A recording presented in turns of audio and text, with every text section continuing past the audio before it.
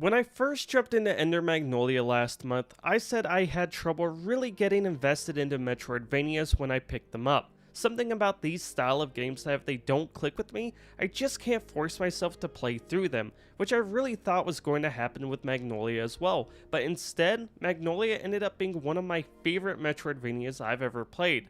But why am I mentioning this? Well, that's because I threw out there that I had never played Ender Lilies in that video, which led to some of you recommending I should check out the game, with one comment in particular that really got me curious about the game. I was told it would be a contrasting experience going from Magnolia to Lilies, and honestly, I don't know if there is a better way to put the difference between the two games than that.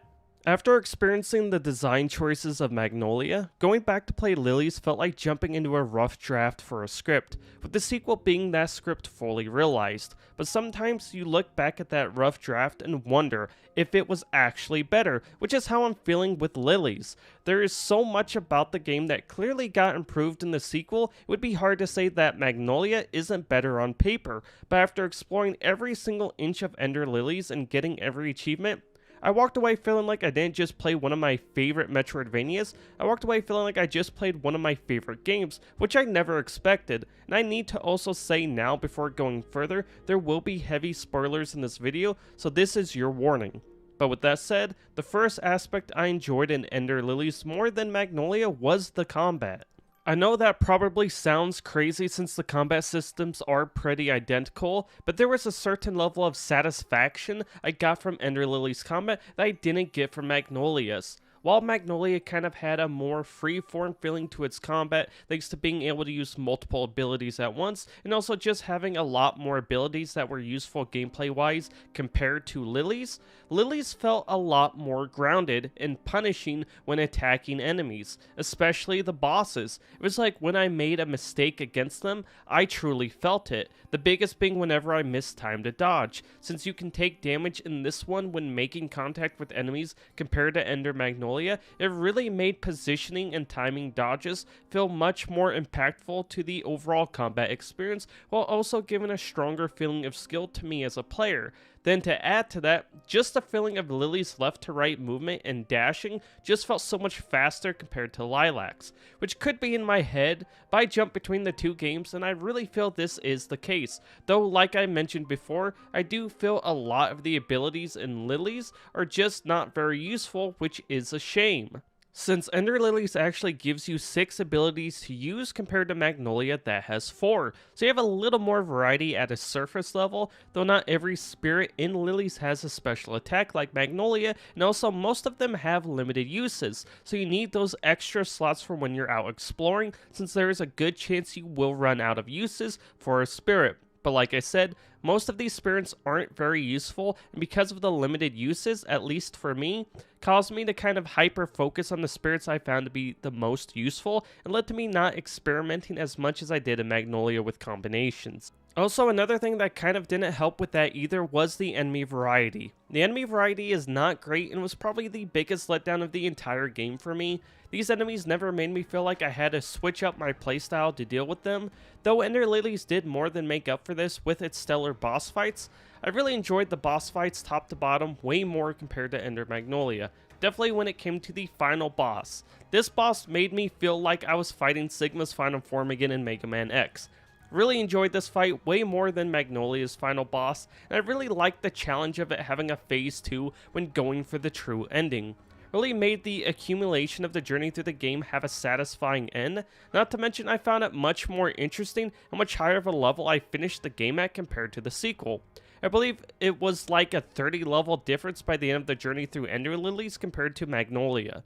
Which, speaking of that journey, outside of the simple cutscenes, the way Lily changes over time as she purifies the blight from the spirits and it slowly corrupts her body more is such a cool detail to the storytelling, a detail that really made me become invested in every little part of the story by making me wonder if she was going to survive this journey through this dark, lonely fantasy world. A world that artistically I may love more than Magnolia. Just the overall darker themes paired with the music that is so much more depressing really makes this game feel that much more dreadful compared to the sequel. And I'll repeat this 1,000 times over. There's nothing I love more than a horror fantasy style RPG, and this game really gives off that horror vibe, which really made finding safe areas where I could rest up, restore my healing prayers, upgrade my experience, and equip new relics feel that much more impactful. But it was also nice to get away from some of the questionable level design, which I feel really mixed about. On one hand, I loved how much less hand-holdy this game was compared to the sequel. It made obtaining new movement abilities that much more satisfying as I used them to find secret areas, bosses, or even simple stuff like accessing the next room. It really did give me the feeling that I earned that progression with every step I took compared to Magnolia that shows you exactly how the rooms are laid out, where you're at, and even where items are. Though at the same time, I did find myself somewhat missing that, or at least seeing how a room was laid out, when I would occasionally get lost in Lilies on where to go. Something that never happened to me in Magnolia, which it doesn't help I'm one of those people who don't like to use guides when playing a game.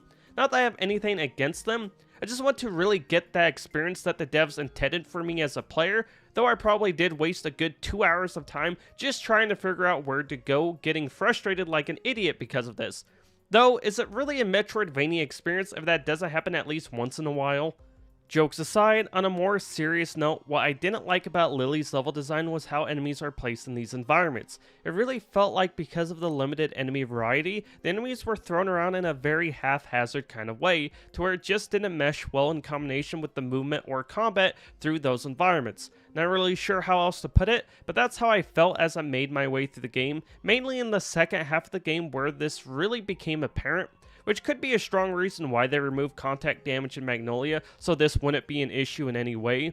Though on the bright side, while I don't know exactly how the game was at launch, I can say at least playing through it now, the performance was unbelievably flawless with zero hiccups, so that was at least nice to see. But with all that said, Ender Lilies is a game that I am absolutely glad I went back and played, and while I didn't get super in-depth into the story, playing through this game really made me take a second look at a lot of stuff in Magnolia. Like, is the Traveling Priestess in Magnolia who I think it is? Which is why I have no problem saying whether you have played Ender Lilies first or Ender Magnolia, please play the other if you haven't. They both really come together as a complete experience that just makes you appreciate the story of these characters that much more. It's also ultimately why I really hope we get a third game, because I really want to keep exploring this world and its themes more.